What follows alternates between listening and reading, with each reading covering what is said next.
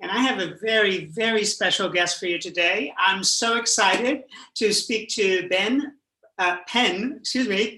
Bopha from Cambodia. And let's bring in Bopha now. Hello, Bopha. Yeah, Jason. Nice to meet you. I'm so excited to talk to you. I'll let our audience know I was in Cambodia several years ago, so I had such a lovely time in your country, and I'm so excited to talk to you today. I'm ready. As my regular listeners know, I have my guava juice ready, and I'm looking forward to a really good chat. So there are so many things we could talk about today. You were an alumna of the US government's Women Leadership Academy. You were a professional fellow for YSEALI in ASEAN. So much for us to talk about. But the first topic that I want to get to is something that is very, very important to me. And that is about financial management. Essentially, how you use your money, using your money wisely. I have known many, many friends in my life. Some have used their money very wisely and are in a very good place now in their lives. And then I've had some other friends who I love dearly, haven't used their money so well. So tell us first, let's just talk about this really exciting app that you started. So just tell us about that straight at the top. Yeah, thank you. So, Jason again, and also all the audience is watching this live. Thank you so much for touching the app to talk at this time. Actually, the app was founded by our founder, namely Mr. Tet Kamrong. He experienced in microfinance and banking for almost 20 years. And I and him as the co-founder, we passionate about financial education. We actually promote the leadership and also financial education almost 20 years as well. Like my first, like you said, the professional fellow, my first time was the Women's Empowerment Program. So I was empowered, and back 20 years back, I worked mostly in leadership. And also I found that when we have clear goal, we have kind of specific life goal, let's say 5 life goal. And then any goal, any activity cannot be derived or cannot get the result without money. Jason, if you challenge me from we get up in the morning until we go to bed at night, any activity that we do without thinking about money. How about starting to go to bathroom? Yeah, the basics, you have your shelter, your food, and then if you want to start expanding beyond that, the money situation has to be in order. Yes. And I read an article once, I'm sure it's just as true in America as it is in Cambodia, that just because someone is college educated, it doesn't mean that he or she is better at money than someone who is not. Because you can be an excellent physicist, but bad with money. For sure, Jason, you raised very interesting point. I would like to connect with this point. Actually, I used to work as government official. I used to work as non-governmental organization workers and also become private company staff. And then, when I work, I always concerned about the money of the company, money of the institution, meaning that we have clear budget, we have clear spending, we have all the reports of the project and everything. But then back to ourselves. Do we have the financial report, personal financial report? Do we record when we spend money? And do we record when we get money? Sometimes we cannot use our money until end of the month. And sometimes we don't know where the money comes from. But then we end up with buying something that we don't really need, but just only the once. Then become crisis with the personal financial management. Then it costs to the demotivation at work. Sometimes people get stressed. People don't focus at their workplace, or they have problem in the family because financial problem as well. That's why we create got loi, which is we call the personal financial checkup tool. Yeah, the app will help the user. Actually, we provide the app for Cambodian people using for free. But in fact, if our friend in Asian country want interested in and would like to use, we can extend to that the 10 and 12 country include East Timor to use that app as well, because it can be available in both Cambodian and also English language. So they can check, they can record the income and expand. We have category, and also can export the report, weekly report, monthly report, and then they can see their financial situation, this kind of health checkup as well. Or if someone's going on vacation, or someone wants to lose weight, you have to have a plan, and money is the same. You have to plan out your money. You do have to think about it. Yeah. Now, have you always been the type of person who thought deeply is money, or did that develop as you got older? Yeah. To be honest, I was how to say, I did not focus on money for the only just in the last 3 or I can say 5 years. You know, when I work, I just waiting to get salary at the end of the month. And by the time I moved my job from non-government organization to private company, starting to think of how to earn money for the company, because as a company they have to have profit, and as a staff that they pay for me, I have to think what kind of creative idea that I can bring to the company and can make the company grow by increasing the profit. Then at the time I become thinking, oh, when I can have the company more progress and more success, how about myself? Did I have my family plan? Did I have my own life goal? I didn't. I did not have since 2011. I remember just right before I got scholarship to the United States in 2012. I just like awakened myself that I have to think of my personal life goal, that that time I start to make the synergy, to make alignment between my personal life goal and my company goal. You know, that time I did not work hard anymore, but I think I worked smart. And when I align my personal life goal with the company goal, I just think that work is play. Work is not work anymore. So I enjoy working. I enjoy playing all the time, day and night. I just work without exhausted, and just be happy. That's the plus. It doesn't mean that I focus on money in a bad way, in a negative way. But then when we talk about leadership, before I did not care about financial. I did not care about money. But then when I had a crisis. I had a problem with managing my own money.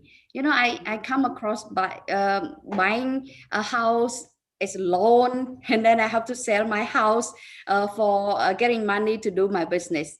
At that time, that I think financial education is very valuable, that I was ignored, and I ignored for the last 10 years. So but then that was the stepping stone. I did not regret, but that's my lesson learned. Well, a lot of people learn that lesson, unfortunately, through a crisis.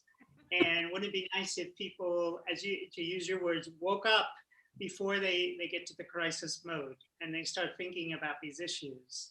So I just want to take a moment to tell our audience that if you're awake and you have questions for Bopha, please put them in the comments section and I will share them and we will respond to them as well. So it's really interesting what you were saying, and it made me think how important it is to, well, two things, but I'll talk about the first one, to have role models in your life who think about money. So when I was a kid, my grandfather was very, very disciplined about money. And so we would have conversations as a kid. I think it's so important as parents or grandparents to talk to children earlier about financial education. But let's say So my first question is, did you have any role models who helped you along the way to think more about financial education and get to the place that you are now?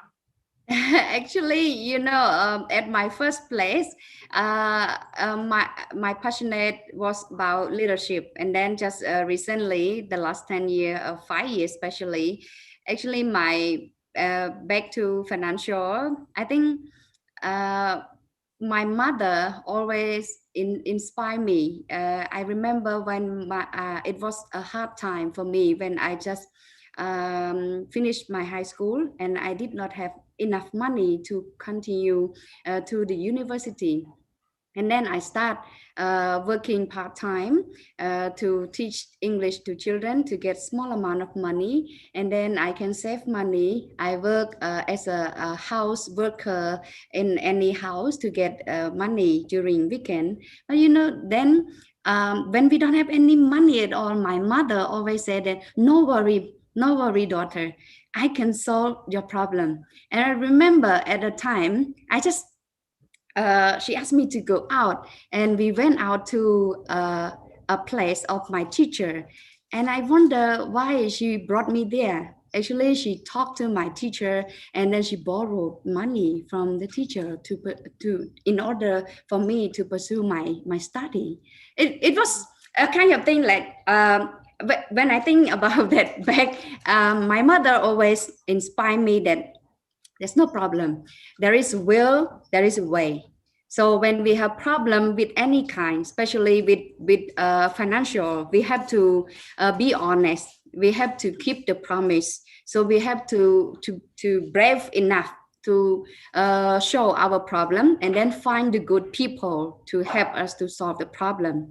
Then when I start to have problem in 2011 or 2012, and then, at the time I already married. And my second role model is my husband. He's the financial education expertise. But, I did not just, I, I can say that at the time I was a bit proud of myself, and I was the trainer. I was leadership certified trainer in leadership. So I was so proud that I can solve any kind of problem. Sometimes I just listen to this ear and then come out to this ear. So some kind I did not pay enough attention to the expert.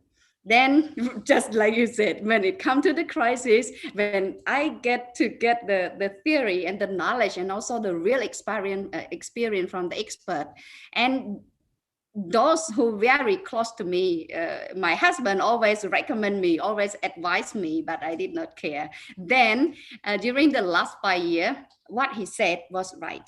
And I asked, why didn't you tell me at the time? You know what he said? He just said, do you think that when I tell you that at time you listen to me? Meaning that he just put me in the water and then I tried to swim by myself, and then I found out my real experience, how life it was when I was almost sink into the water. This also a good experience. So to respond to your question, I think the real role model to give me inspire, first my mother, and the second is my husband. And then our family situation become better and better since then, since we together as a whole family.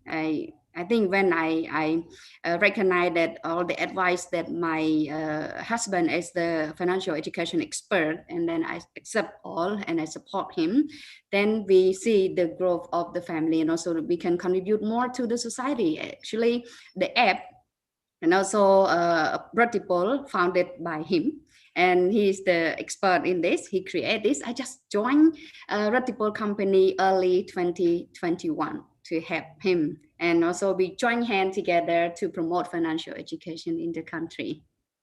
Yeah. Well, lots of lovely stories there. I'm very glad you didn't sink. And I'm very glad that you had people in your life pushing you forward to pursue your university degree, because not only did that get you where you are today, but that helped develop you as a person and a leader. And I just wanted to say to our audience that the US government has a vehicle to help you find a support network, and that's the YSEALI network. We'll put the information in the description, but this is a network of people who are 18 to 35, young leaders, and you can work together and collaborate, because having people in your life who are role models and inspirational is so, so important. Now, Bopha, we do have a very interesting question from one of our listeners from Vietnam, Tran Ho, and it's a very interesting question about how the environment and the companies that develop apps are usually very male dominated. And so you are a woman working in a company developing this app. So she's curious about whether you've had any unpleasant experiences or anything you have to say about being a woman working on apps. Yeah, thank you, Trang. Trang, maybe I can call her Trang like that. Sorry if I pronounce your name wrongly. Interesting is the question.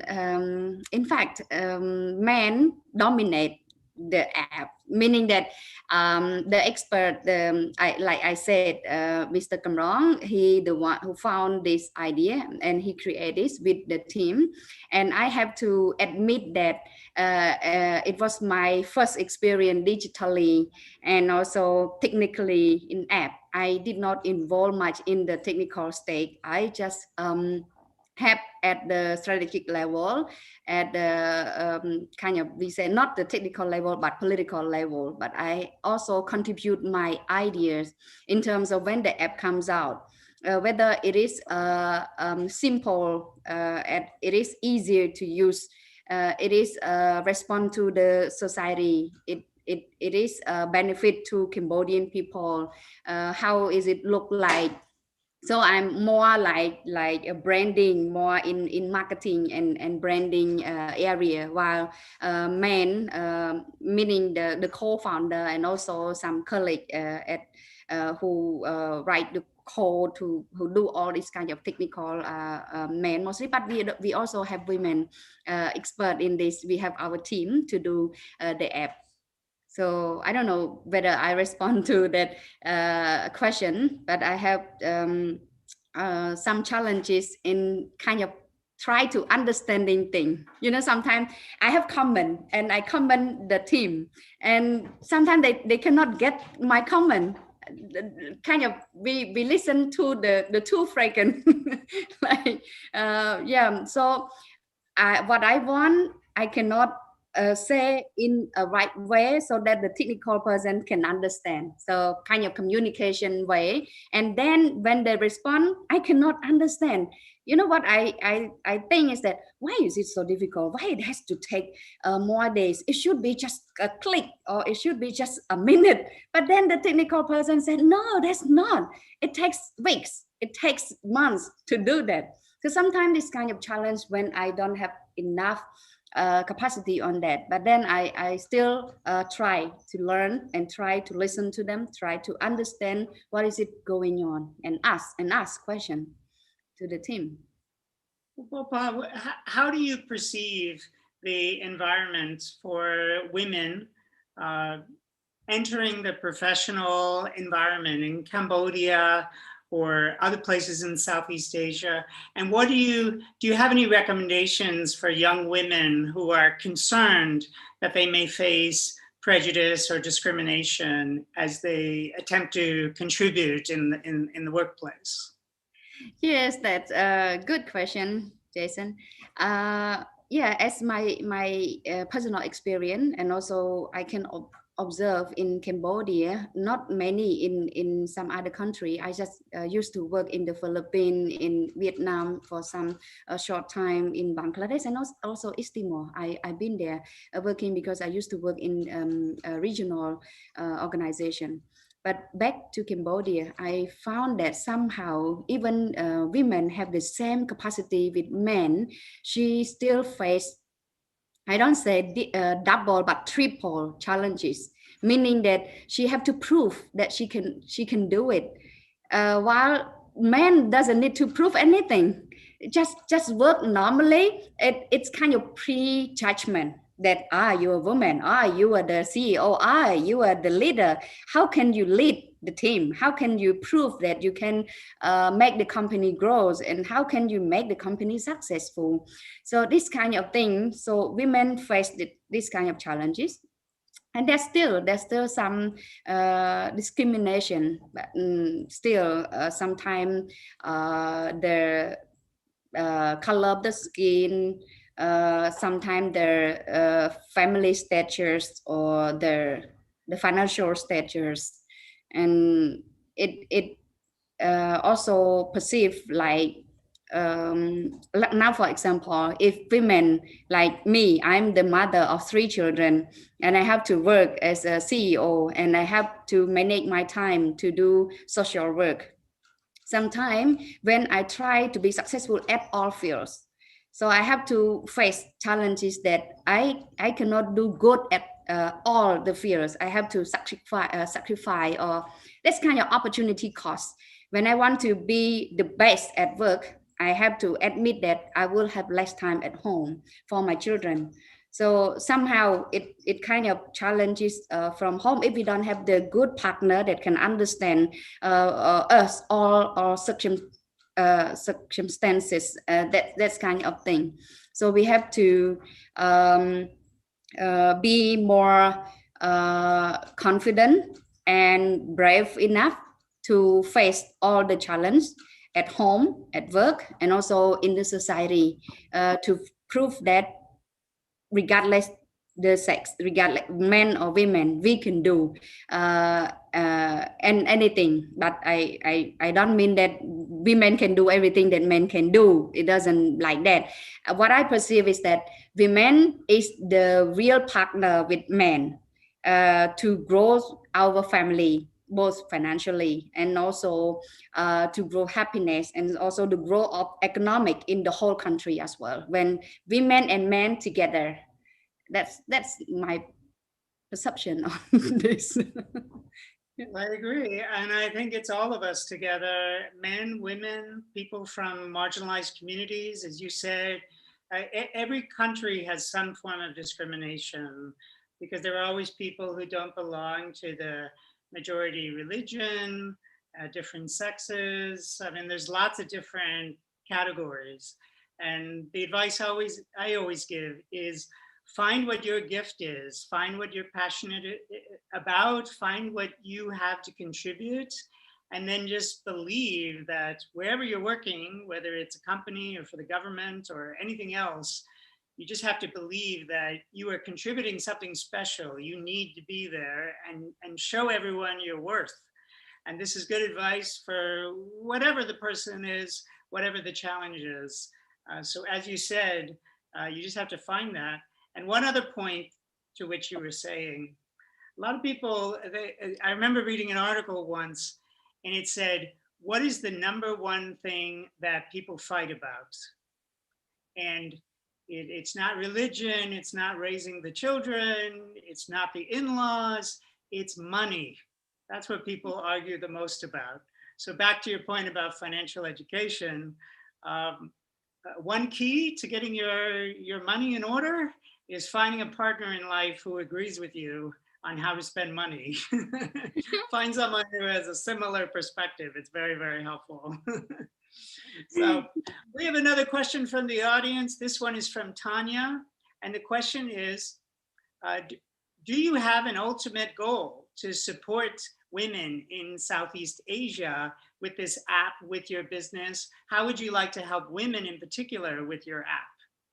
Oh yes, actually the idea behind before we create the apps, actually we implemented a program called Women's Economic Empowerment Program. We work with 8 provinces in the whole country with more than with around 400 women from the community, range from normal farmer, village leader, commune counselor, and also businesswomen. that's they have changed their life, positive change in their life, starting from just a farmer who don't really care about business, who don't really care about money or financial education, become like just one woman said that before I just go out to the market and buy food for it, I don't care anything. But you know, when I attend the program, just when I go out to the market, I saw along the road people sell things. So why don't I can start something? You know, she start grow a kind of vegetable, Cambodian vegetable, water lily, grow what the vegetable, and then she can eat, she can support for the whole country without spending money to buy the food from outside. Not only that, she can also sell the vegetable left out from the eating, and then can earn some more money, so she can support money to the family with her husband.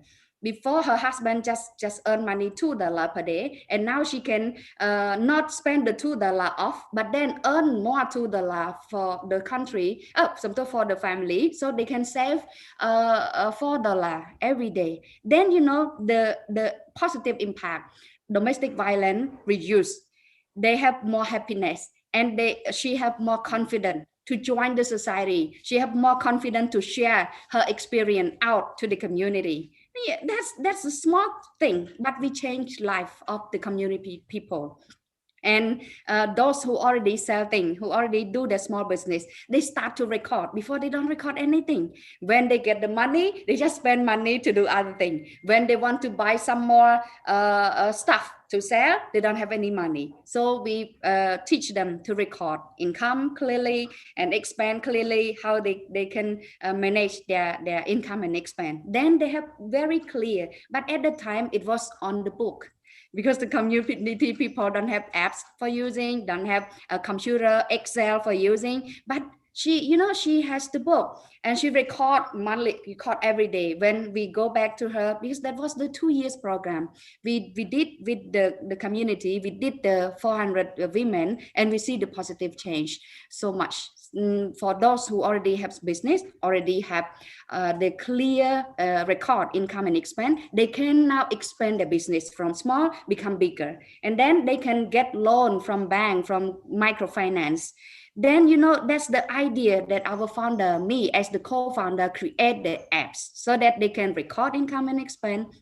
They can report, export a report weekly, monthly. So if they want to access loan from any microfinance, they can use this to prove their personal financial management. And we actually we passionate about that, and we also have a plan to share this among not only Cambodian people, and the question was straight to the women. Actually, they rise from want to benefit most to the women, because we believe that when we train a woman, we can train the whole family. That's contributed to the whole society. That's the most influence the society as well. And then from the country, we also want to contribute this to the whole region. And we also want to spread this app to the ASEAN region as well. So maybe our friend in the region, because that's come from, I had a chance. I have to thank you to the US government, the US embassy in Cambodia, also the US mission to ASEAN, that provide me this opportunity. And I'll always thankful, and I always think something that I can pay back to this great opportunity. I get a chance to go to the US. I get a chance to have connection with among the network in Asian countries. So for sure, we want to share this app to Asian country. Thank you. Thank you to Tanya. I failed to mention your name. Thanks to Tanya for that question. And thanks, Bopha. It is exciting how you're paying it back and creating all these opportunities for both men and women. And I loved your water lily story. It's so exciting to hear that people go to these trainings and they have this, what we call the aha moment, that moment, the light bulb goes off and something really changes. And I just wanted to ask you, or have you talked just a little bit about the Women's Leadership Academy? This is a program that the U.S. Mission to ASEAN sponsors, and you went in 2015, a little while ago. And I just wanted to say just a little bit about your experience and whether perhaps there was an aha moment for you and something impactful about that experience for you. Yes, it was good for me to be selected and also to be invited in 2016. As I remember, I was pregnant with my third child. I was 6 months old, pregnant, and go to be the speaker, to be mentor at that time. And in fact, the aha was the common of women in Asian country. Before I just thought that only women in Cambodia faced some kind of challenges. But when we together from all the 10 or the 11 country in the whole Asian country, we found the common motivation, the common challenge that we face, and we join hands to find kind of solution, and we motivate each other, and we plan to contribute back to our society together. And it was that for the big thing, but just maybe the small thing, and also something that make me yeah, like you said, it was the 1 minute presentation. Even I was trainer, I can easily talk 5 days. I can easily talk for a day or a whole hour, but it was so hard for me to pitch, to send my message out in only 1 minute.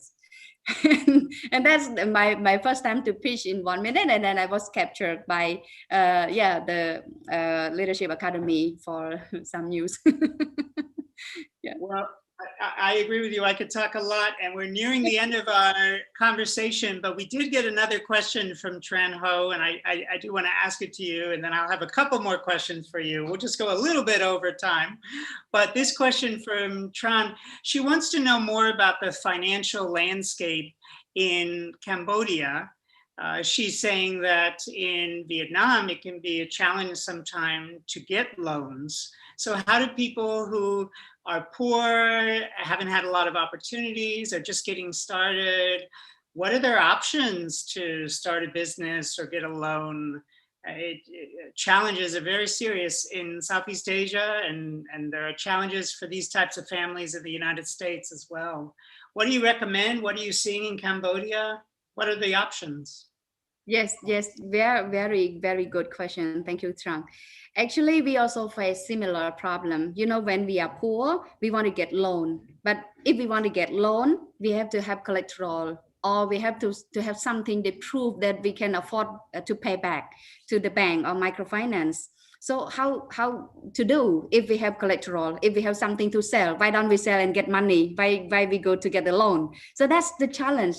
When we have the financial statement that they provide the loan, because we don't have that, that's why we need the loan. So, you know, we see the problem. That's why we solve the problem by creating the app as personal. Like me, I want to get a loan. Now, you know, bank or microfinance, they provide personal loan. But then if you want to apply personal loan, you have to prove good way of managing your money daily.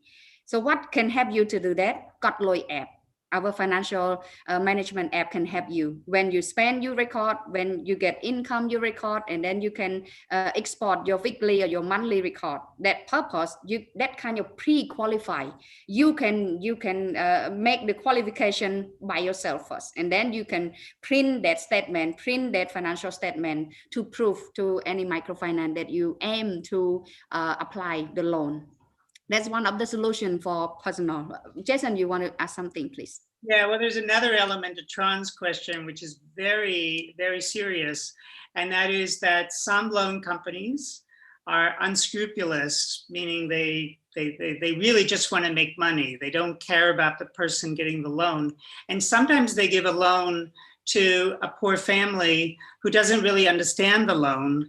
And the family ends up not being able to pay back the loan. And so there's that complexity. Sometimes not all people who give loans are ethical about it. And that's why apps such as the one you have and an ethical financial advisor is important, pursuing a financial education, understanding all these issues. And what options are there in Cambodia? Obviously, there's your app. Your app is one way for people to learn more information. What other options do people have in Cambodia to get the good financial advice that they need? Yeah, actually, for during the last 10 years, there was a problem that some microfinance, some small banks just released the loan without thinking whether the person can pay back or not, just to get disbursement so that the staff can get incentive, things like that. And company think about profit. But then only profit itself, when we don't think, because in business end up with three, for at least I think, like starting from people, and then thinking about prosperous and profit. So without that people, you cannot get not prosperous productivity, you cannot get and cannot get the profits, meaning that people count, you have to count not only your staff, not only your shareholder, but your beneficiary. So when you can grow your beneficiary, when you can provide the loan to those who can get the loan, and then they can grow their family, become more successful or more prosperous, so that the whole community will be more prosperous. So then that's why I think some microfinance, they start to provide financial education.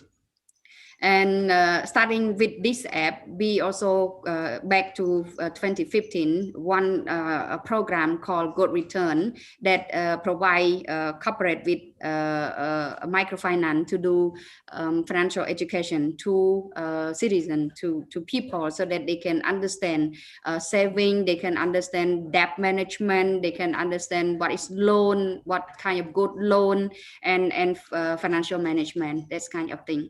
And from then, there are increasingly many bank or microfinance put into their CSR, corporate social responsibility, that part of their responsibility to educate people to know financial education, so that they can manage their personal or family finance well. And once they want to get loan or to do their business, to expand their business by using the loan, that's will be good loan, not